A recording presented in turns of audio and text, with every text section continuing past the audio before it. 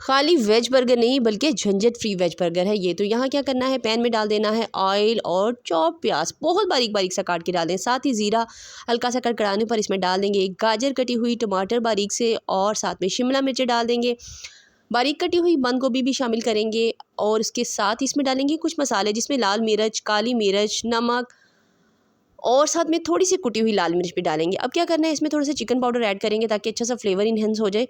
और फिर उसके बाद इसमें 1 टेबलस्पून मेयोनीज शामिल करेंगे। बस इसको मिक्स करके साइड पे करेंगे। अब इसी ऑयल के अंदर जो मसाला साइड पे लगा हुआ है इसी के अंदर हमने क्या करना है, बंस को भी इस तरह से गर्म कर देना है।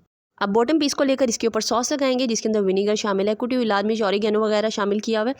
तो बस फिर उसके बाद लेटस लगाकर उसके ऊपर ये जो हमने मिक्सचर बना के रखा है ना वेजिस का, ये लगा देंगे। अब ये गरम गरम मिक्सचर के ऊपर ये चीज़ का स्लाइस रखेंगे जिससे चीज़ भी इजीली मेल्ट हो जाएगी।